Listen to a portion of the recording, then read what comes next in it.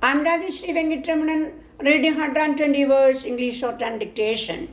Students, you should write each dictation 3 or 4 times and transcribe into English. That is most important thing. Okay, we can start.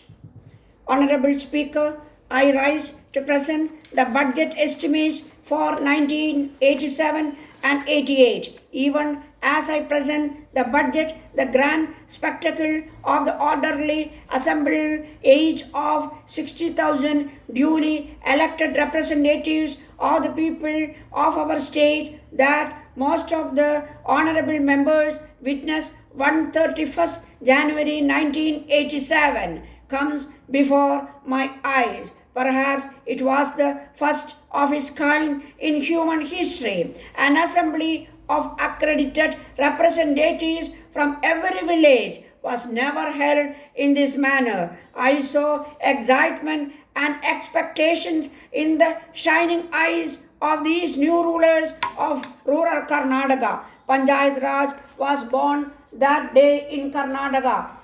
It was indeed a historic event. It marked the second transfer of power in our country. It took nearly 4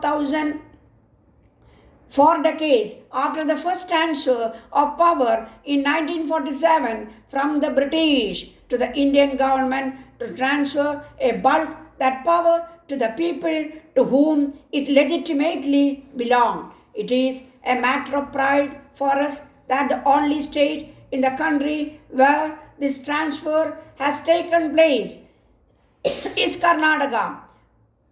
Decentralization power is an article of faith for the party to which I belong, and it was one of the most important promises that we had given to the people. The promise is fulfilled.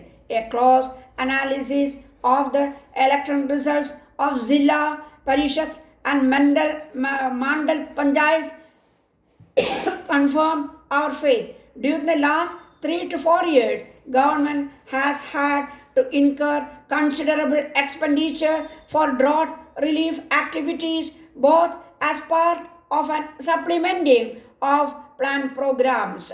On account of the successive droughts in the state, production both in the agriculture and in the industrial fields has suffered. This was coupled with a chronic shortage of power. Consequently, there has been a shortfall in resources. The budget speech indicates the resources shortfall on account of power shortage during the last 3 years. In spite of these difficulties, we have succeeded the target for additional resources mobilization during the 6th plan.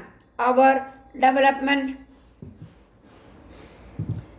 achievements are even more remarkable considering the fact that the per capita central assistance which has the state gets is lower than the all India average. We have ensured that the per capita plan investment has remained on par with this all India average during the 6th plan by mobilizing additional resources in which we have succeeded all India average. The burden arising from our debt servicing obligations can be minimized only if there is a restructuring of the terms of loans from the Government of India and rescheduling the debts of the states. The latter has already been done by the 8th Finance Commission, and the order of release received by the state government is only a sum of rupees 50 crores during the period 1984 and 89 until there is a evolution of adequate resources to the states. The pattern of central assistance should be 70% grant and 30% loan. If this is not done, our debt servicing liability, which is the greater than the central plan assistance, this will actually result in a transfer of resources from the state to the center. Karnataka's progress in the implementation of the 20-point program is indicated. The trend is one of steady improvement. I am confident that our performance at the end of the current financial year will be even better than what has been in the past. All our investments appear to have had the effect of widening the gulf between the rural and urban areas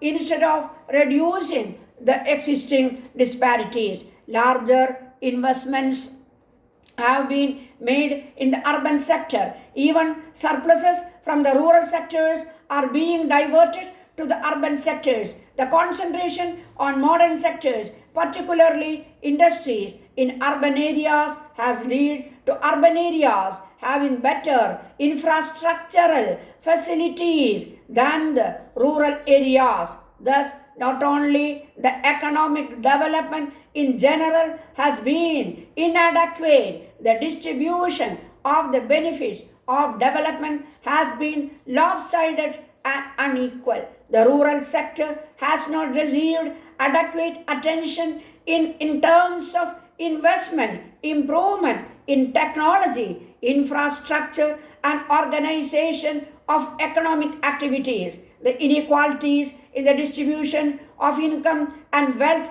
within the rural areas, coupled with the existing social stratification, have stood in the way of perceptible improvement in economic conditions of the weaker sections. The planned development has resulted in the emergence of two identifiable groups in our society. One characterized by organized, prosperous, modern sector, and other consisting of traditional, unorganized, and low productivity sector. Our development policy, instead of integrating the rural and urban sectors, making them complementary, has resulted in the development